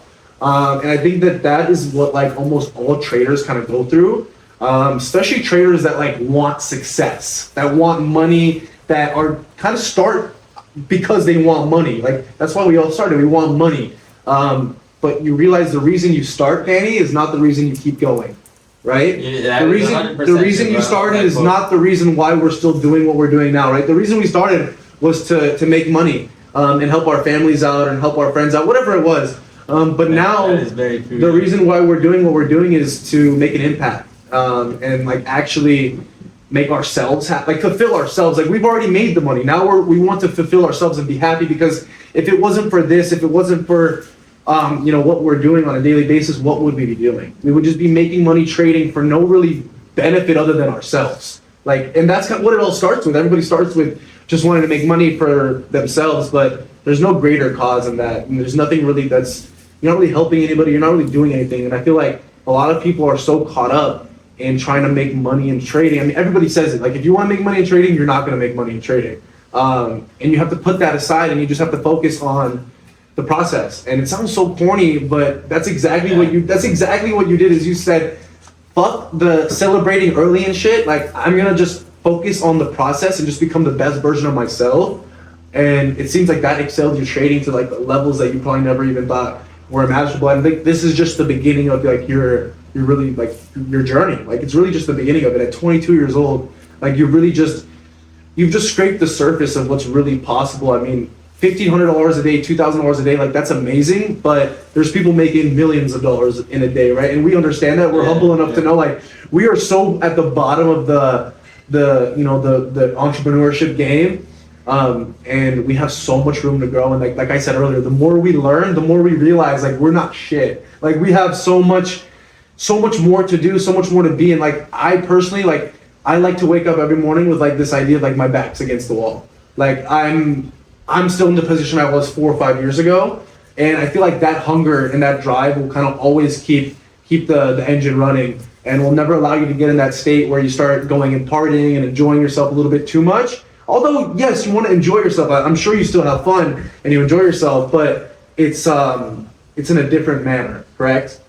Oh, of course, man. I mean, I love the way you put it, man. The coming from, like I explained earlier, right? My past life, it is definitely something that I was thinking about right now as you were talking, and get a little emotional, right? Because it's not easy, man. Yeah. It takes a lot of work, and you're gonna have those people that they come in and they think it's easy, right? They think you're gonna come in and like I did, bro. I thought I was gonna come in and I was gonna start making $2,000 a day, like right when I started, man. And that never ever happened in the beginning, man. That took a lot of time. It took a lot of hard work. A lot of people, they see what happens and now, right? Because we're talking about it, we're posting it, but they don't see what happened like behind all this success. You know what I mean? Like the times where we stayed up the whole night, right? Yeah. People aren't willing to do that. The sleepless you know what I mean? Yeah. People aren't willing to do that, but we were, and that's why we're here. We deserve to be in this position, right? Yeah. You deserve to be in the position you're in. Yeah. Everyone deserves to be in the position they're in because it's all based off their work. You know what I mean? I don't feel bad I personally don't feel bad for people unless it's actually a real situation. But I feel like everyone determines their destiny. Everybody's a product of their own decisions. Exactly. You know, like if you're gonna choose to be a piece of shit and not put the work in, then you're gonna be a piece of shit. And that's what you give. You know? And exactly, like nothing changes if nothing changes, right? Like if you're not gonna change the way you act, the way you talk, the way you walk, then nothing's gonna change. But if you're able to realize that and change, then you'll see results. And I think that you can't help. First of all, you can't help somebody that doesn't want to help themselves, right? Like you have to partially want to help yourself. Like you wanted to become better. You didn't. There was a time though where you needed that pain, you needed things to get worse, because like you said, you went to Mexico, you went through that 3 months, but like nothing changed. You came back and you were still the person, right? So you kind of, sometimes fat people need to gain 100 pounds, and they need to see how bad their health can get, and they need to get diabetes, they need to get their health at check before they make the change. It sounds fucked up, but it's the truth, right? Sometimes you need that pain sometimes you need to blow 10 accounts until you realize what I'm doing isn't working, and it's time to go back, educate myself, and make the change. And that's why you can't really feel bad for anybody that's in a position that they put themselves in. Obviously, people that are in positions that they don't want to be in, or like that they didn't try to put themselves in, like they're born into some shitty family, like that sucks. Let's be real. That's what I'm talking about. That's what I'm talking about. But the people that are born into wealth and they choose to go down the path of drugs and disobedience or whatever it is, you don't feel bad for those people. You can't, because they had everything, they made the decisions, and they made the decisions, right? So like you're really lucky that you got out of that, because I guarantee you there's going to be like so many stories of people that went through the same thing as you, but they're not here today. There comes a certain age in your life where you become responsible for all your actions. I mean, when you're young, right, your parents are taking care of you, but at a certain age in your life, that's where you decide, am I going to turn it around, keep hanging out with this kind of crowd, or am I going to flip it around, right? And head in the right direction. Yeah. For me, it was flip it around, head in the right direction. And that's not an easy decision. No, man, I don't want to leave my friends. I didn't want to leave my old friends, but make a whole new life for yourself. My old friends, they're in jail, they're shot up, they're all drugged up. I don't need them, and I've never heard of them. I don't care for hearing for them. I hope they're doing well now. You know what I mean? But I would have just ended just like them at one point or the other. So. It really, like I said, you're a product of your own decisions, and it just really comes down to that, man. Yeah. Well, we pretty much talked about it all. Is there anything that I kind of missed that you wanted to talk about? I know we had that big $47,000 day. Yeah. I think we'll talk about that for a little bit. It's not. There's not much to talk about at the end of the day. You took a scalp. I know you said it was a news trade, right? Let's break that down. Tell me about that $47,000. I know everybody wants to hear about that. FOMC comes, man, and I ended up hopping. I wasn't supposed to be live trading during this. You didn't want to live trade it? I wasn't going to. But you decided to? I decided to hop on live. So this was live, right? This was not on... In the Discord call and everything. Yes, on Zoom. This was live on Zoom with everyone in the Discord, man. I hop on the Zoom, and I tell you know what, guys, I'm going to play the news. This is going to be FOMC.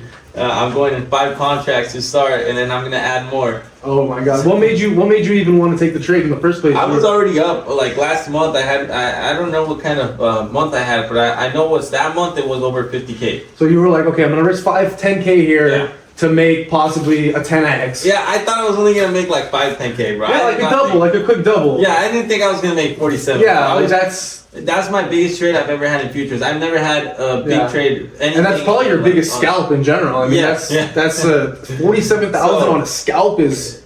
It's crazy, bro. So With only 5 contracts or 10? I ended up going 10 at one 10? point. Yeah, Okay, so you had 10. So about $10,000? Yeah, so I ended up moving my stop a little bit. I was like, no, bro, we're going to fall. FOMC. I mean, I had an FOMC bias that we were going to fall, right? So we start coming up, and I moved my stop loss, bro. I moved it up. And if you didn't move it up, you would have got stopped I out? would have gotten stopped out, but I said, heck no, man, I'm not getting stopped out. I'm going to force myself to get in this trade. You held it. Yeah, so at the lowest point, I was only down 2,600, bro. So you only risked like 3-4, yeah, like 3K. If I would have gotten stopped out, I would have only lost 2,600. Yeah. But from where I moved it to, I would probably lost like 3,800. Okay, so you're risking 3,800 to make 47,000. Yeah. So when we came down, I added 5 more. I thought, I'm gonna hold this, guys. You bought the dip. This is going crazy. So then, when FOMC happened, right, that time when you see that big red candle. Right when Jay Powell shows his face, huh? That big red candle, and I remember my girl, she was on her bed, right, and I started freaking out. A lot of people, they say, like, don't be emotional during training, bro, but I got so emotional. You see the video where I was screaming? I've been exactly like that as well. Bro, I spit all over the screen, you know what I mean? I don't know if you saw the trade end up actually going even more green if you would have held it? Do you know what, like... No, we bounced a little So you would have actually gone red, huh? No, I think we bounced. You would have, like, broken even. Yeah, something like that. Because, I mean, you know when you see those FOMC days and we just go down... I right away, bro. Yeah, I mean, it's I a just smart sold thing it right to do. away. I didn't care, bro. And I remember just getting super hyped, super excited. I mean, I started spinning all over. Probably not the right thing to do as a trader, right? Because you kind of want to keep your cool, but it's so tough when you have a trade like that. Yeah, and then my girl, I mean, everyone was saying she's a gold digger, but I mean, she's been with me since the start, you know what I mean? So she just comes over here and she's like trying to see what happened. Like, what is this guy even screaming around? Because we weren't married at the time, so she was living at her own place with her parents, and her parents could hear me. Did she have like any idea about like she knew you were trading, but she didn't know that you were making this much probably, or able to even make this much? She didn't know you could make that. I mean, she knew because of that DocuSign trading. That's true. Yeah, she knew all that. Yeah, let's talk about that one after. But I hadn't had like anything big just like that again until that point. So she was like, "Damn, what the heck happened?" And I was like, "Yeah." It's made 40,000. Yeah, so she was like, "Dang," and she was like, "Oh, good job, babe." She's like, "Let's go shopping." You know, yeah, and so she was happy for me, you know, and then I probably talked about it that whole day. You were pulling, and I called everyone. I was like, "Hey, I just made 47K. I had a big ass trade," you know what I mean? And then after that, you know, that was just the 47K trade, you know. Did it feel after you did that? Did you feel like the next day you had a little bit of pressure on yourself to make more money, or were you kind of just like, all right, back to zero? Like, because usually for me, when I have a big win, my ego the next day, I always feel like the next day I gotta chill out a little bit because I'll try to make more money the next day. The next day I lost. I remember losing. I think I lost 2K like the next day. Exactly. It's kind of one of those days, like like a basketball player where they just keep making threes, and then they need that one shot that is like a heat check. You kind of need a heat check. So that seems like that's kind of what happened. I lost like 2K the next day, but it didn't really matter because I was already up. Exactly. I was pretty happy, bro. Yeah. You know, I was living life, you know. I mean, like I was talking to you earlier, it was like that 43K trade I had on DocuSign. Yeah. You know what I mean? Let's talk about this one. Man. So this one you swung Docu over for earnings, which was only 1,000. Yeah. Only $1,000 contract, and you flipped that to 45, 43. 43 200 overnight. Like yeah. And let's talk about this one. If you would have held this contract, what would have happened? Oh my gosh, bro! Over 200K for sure. 100%. 200K, bro. It dropped like the whole day, bro. So from $1,000, you would have turned that into 200,000. Yes, man. It went lower, and it's still plunging. And that's the power with options. And it's still plunging today, man. I would have been multi-millionaire back then, bro.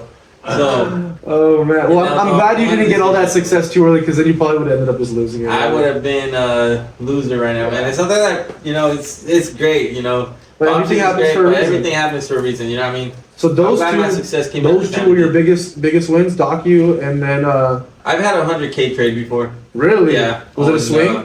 It was a swing too. Wow. Yeah. What was that swing? I know I had a 100K loss with Netflix as well. Yeah, you told me that. So your biggest. Let's talk about your biggest loss and your biggest win. So biggest loss was, I'm assuming, the Netflix 100K loss. Yeah. And then biggest win? Moderna. Oh, I remember that one. Earnings, man. And that one I didn't even play it on earnings, man. Just check out the pumps it has and the dumps it has. And also there was at one point where I played Moderna, and if I would have held the contracts, this was October, I'm pretty sure. You can check out. It had 2 gap ups. So you see it down here. It gapped up and it gapped up again. Right? Wow. I sold the contracts worthless, man. So I made a lot of mistakes options So trading. you made 100K, but then you ended up losing it. Yeah, that's happened. Wow. That happened one So time. but I mean, at the end of the day, just the fact that you're able to make that is genuinely insane. It's genuinely, that's it's pretty crazy. Um, And I remember when Moderna, because it was when COVID was happening and all the COVID stocks. Remember Gilead? You remember Gilead, or I think it was one of the COVID. Pfizer. Pfizer was a big one. CVS and all those Yeah, companies and then pumping. they were just pumping and dumping. I remember that, and I would always try to catch them, but it was difficult. It was not easy to catch those pump and dumps. They were moving. I remember catching 90% Moderna again. I was so addicted to Moderna when that was happening. Man. I could only imagine. So addicted to it. And don't you wish that you would have just stuck with SPY and QQQ back then? Yeah, like man. I with wish that? I would just play futures. Honestly, I feel like everybody goes through that phase of like 2-3 I years. wish I just would have traded futures and I would have been set forever, bro. Of like that first 2 years of just trial and error, not knowing what's working, what's not working, and I mean we've all been there. That's the beauty about it. And that's why we're here to talk about it and be like, you're not alone. Like the best traders are the best. You talk to Jay Dunn, he probably went through stuff like this. You talk to so many other people, they've probably all gone through these like trial and error periods where they just don't know what the hell they're doing. Yeah, no, you know? Do you track your trades on TradeZilla now? Oh yes, I started doing that as well. I like that. Yeah. I like that a lot. TradeZilla. I love that. Shout out Umar. Shout out Umar. I like TradeZilla, man, because it has a profit counter. Yeah, you know? it really just shows you. It breaks it all down for you. And also it has a trade checker, so you can see where you took the exact entry and where you exited the trade. And that's huge. So you can start nice, seeing like, oh, I entered at this 15-minute candle close. And I wanted to ask you, are you a big like candle close type of guy, like in terms of like waiting for those 5 minutes? I say I 15 am, minutes? but I'm not really, bro. Me, I say I am as well, but sometimes I end up entering early. Yeah, it's tough. It's very tough sticking to it. But for me, for my stop losses, that's like the biggest thing. If I see like a 5-minute candle close below my level, then I'm out. So I feel like for stops it helps a lot. But me personally, I still usually enter that first contract a little bit too early. And that's something I'm really trying to work on, is getting those entries as well. I mean, you can't perfect your entries. It's almost impossible. But going in with enough size so like those first few entries don't even feel like you've entered the trade is like a big thing that I've seen that's helped me and given me an edge in my trading. So I'm like not as emotional going into the trade, and I slowly work my emotions up as I see the trade going in my direction. And I think that's something that I've seen help me a lot. So we pretty much talked about, I mean, everything. We talked about your come up. We'll probably have to do like an episode. Yeah, man. We honestly probably will, because there's a lot. I don't want to stay here for 3 hours. I know you got to go pick up your Maserati today. We didn't even talk about cars. Just wrapped it. We didn't. Yeah. What color did you wrap it? Like a Lambo green. Ooh. So right now, tell me your whole car situation. You got the Maserati. I have the Maserati. The slingshot, but that's not your car, right? No. Okay. BMW Z4. Oh, those are sick. Yeah, man, it's nice, bro. You like that? What year's that? I like it. It's new. Brand new. Yeah. Yeah, so you got that. You got the Mazzy. Maserati GTS, bro. So it's 455 horsepower. That's about the BMW's horsepower, yeah. Bro, what year? What year nice, is it? Man, it's 2018. 2018. Yeah. But same with my Beamer. 2018. It's nice, though, man. You're gonna have to come pick me up in that. We'll go for a ride across the beach, bro. PCH. Man. Let's do it. It's I love the Maserati. So is that the main? That's my main car. The main thing. So the Mazzy. Get modded out. I'll pick it up. And are you getting rims on it or just yes, wheels, rims, everything. Man. How much you put into that? In total, I'll be putting because I got my guy about 7K. Okay. That's not bad. So it's not bad at all. I put the wrap was like 3,000, and then on the BMW I kept everything stopped, but I have the Tesla as well. I wrapped the Tesla, put rims on the Tesla, carbon fiber, lowered it. Shoot. I like the Tesla a lot. You should look into Teslas. I love them. They're such a good daily car. A plan, it drives itself. You can't go. I'm like on my phone on calls, like trading on the autopilot. It's amazing. But I obviously love the engine on the BMW. Yeah, so man. You can't beat that. And the horse. I love the speed. I love speed. So then right now the BMW C4, I have that right now. Right now. I ordered an Alfa Romeo Spider. That was my first car that I ever had, an Alfa Romeo. Was it a Spider? It was just the Alfa Romeo Giulia. Oh man. The normal Giulia. I had that as my first car, but the lease was like $200 a month. Yeah. They used to be that cheap, but now they're a little bit fairly expensive. I crashed that car actually. Have you seen the Spider? Yeah, it's like the small little almost like a Z4 kind of vibe. Like yeah, it's like, man, it's so nice. It's like a fucking like a little Lamborghini or like a little Ferrari. You know, That's why it's built by Ferrari. I got all these cars just to rent them out in Turlo. So that's what you're doing. Yeah, that's why I'm just getting them. So my plan was actually do similar thing with my BMW and the Tesla, but I just never pulled the trigger on doing that because I felt like it was too much of a liability to put those cars on Turo and have to deal with. But like for like those cars, I feel like you'd be chilling. They're not like anything crazy to the point where like if it did crash, you know what I mean? Like they're all I'll be chilling. they're all like pretty good cars for what you're trying to do. So is that it? The main lineup, those three right now? Jaguar F-Type V8. Ooh, so you got a really clean lineup right now. Yeah. So you got almost 4 cars right now at 22 years old? Yep. Are they all cash or are you financing some of them? Financing some of them. Okay. And mainly because they're on Turo. You know what I mean? So you don't want to just buy cash. I'm looking to go upside with them. Yeah, I'm financing the BMW as well. Yeah. Almost paid off on the I think it's good, man. Like, one thing I do want to say, bro, on this podcast is take care of your credit. You know what I mean? 100%. Credit is money, man. Credit is huge. You know what I mean? Credit is huge. I mean, I wouldn't be able to get approved for half of the things I do if I didn't take care of my credit. Exactly, man. Exactly. Like, everything almost has to be all cash. You know what I mean? Yeah. Like, for me, I ended up messing my credit when I was like 18. Really? You messed it up at a young age? Yeah. So I had to pay most of my things is cash, bro. How did you mess it up? I got a car. And you couldn't pay it off? And when I would start trading, bro, I couldn't pay it. So you went. I just left it. How many months did you miss? A long time, bro. I forgot about it, bro. I forgot that I even had a payment on it. They never re-put it. Wow. You know, they never re-put it. So what happened? Nothing, bro. One day they just like, I ended up needing credit. And I was like, all right. They never asked for the money. They were like, give me these money. They never asked for the Audi. Was it for the Audi? No, FRS. FRS. What's that? Like a Toyota 86. Oh, I know. Yeah. So they never asked me for anything. So how much was your monthly payment on that? $467. So you missed like what, a year? Yeah, almost. That's like $4,000, $5,000. Yeah. So. So did they ever ask for that money back? Yeah, I paid it. Okay, so I paid it. The car's and that cleared up your credit and all that. Yeah, but now I have to wait for those late payments to get removed. That's why I'm saying, like, don't even miss one payment, bro. Like, you wanna, with your credit, bro, you wanna make sure you're lined up. Everything, like, bro, you have all your payments on time. Like, credit is value, bro. Like, you don't have credit, really you don't have. Especially at a young age, at our age. I mean, I moved out when I was 18, and then I had the Tesla already once I was moved out. But like, if I didn't have the good enough credit, then I wouldn't have been able to do those things at such a young age. And I mean, I'm really lucky that I kept up with it. And like, I mean, my credit score is almost at like 785 right now. It doesn't have that many years of history because I'm young, but it will build up over time. Yeah, I think that's facts. Like, let the young kids know, like, when you turn 18, go to Bank of America, get a credit card, pay your payments, and only put like $50 a month, $200 a month on it, and just make sure you pay it off, or else you're gonna get those late fees and all that. And even if you're 16, 15, bro, you can be an authorized user on your dad's credit card. Go do something, man, with your credit. Start building it down, man. The younger, the better, because you have more history, more years of history. You can even start as little kids. You know what I mean? I've seen that. You can start as babies, bro. So I usually end my podcast with 2 questions. I think this is kind of the point where we'll kind of bring things to an end. I usually ask 2 things. So if it wasn't for trading and if it wasn't for everything we got going on, what do you think you would be doing? And what would you give one piece of advice to that Danny that was 15 years old in Mexico in that jail cell? What would you tell that kid?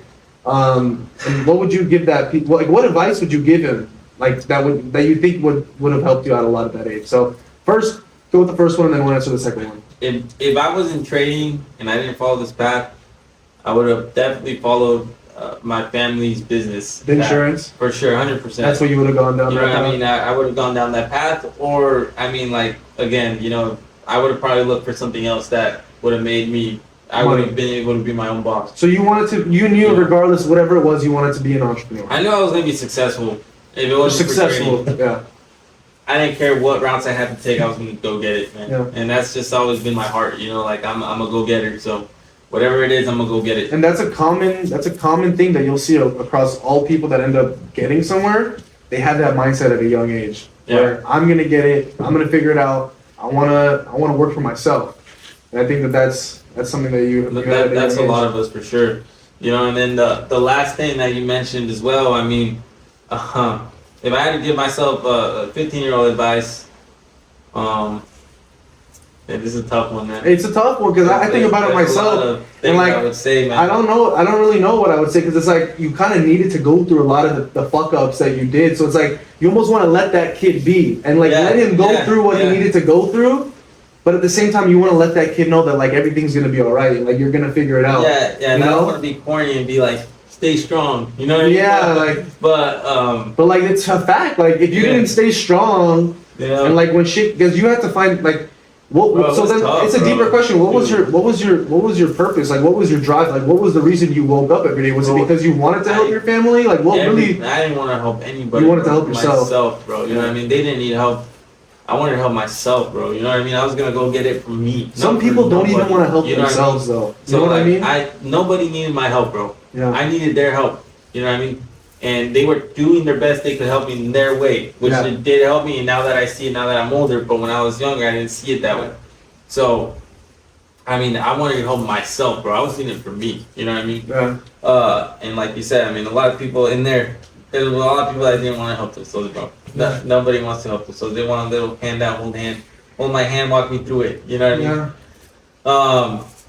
I would, I mean, I don't want to be corny, but I would probably just say, you know, stay strong, you know, and if I were to give myself advice, for sure, before joining training is I would say, because there was one point where I quit training, bro, and I wasn't making no income, man. Like, it's okay to work a job and trade at the same time. Yeah, nothing wrong with that. You know what I mean? Like, I would say, Danny, you know, stop being so prideful. You know, like, work, bro, work as long as you're making money. Like, and as soon as you're done with trading, you figure it out.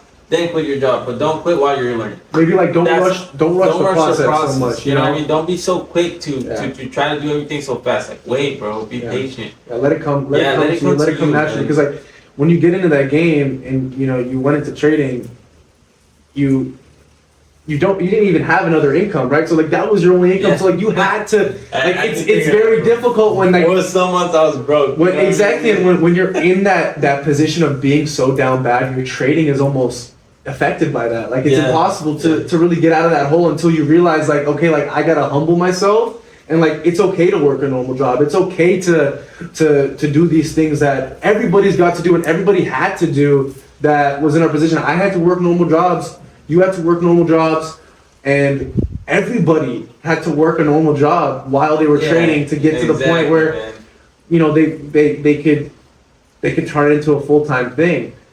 And a lot of people just their egos are too big to get through that. They just think that, I'm going to save $10,000, quit my job, and then trading is going to become the full thing. But I always tell people, do not quit your job. Just keep your job, keep trading. Just quit bro, how many DMs do you get? Yo, I just found out about you. I want to quit my job or I want to drop out of college and start trading. How many messages? A lot. Probably like 10 a day. Yeah. And I'm like at the point where it's like, bro, keep your job. Just hop on the calls, start learning, start taking free education, listen to podcasts, learn, but keep the cash flow that you have coming in, your $1,000, $2,000 from your job, whatever it is, keep that coming in. So at least if things were to go bad, you have that backup, because if you don't have that backup, when you lose, which you will, you're going to want to give up. Just like you said, you ended up wanting to give up because you didn't have any backup on that.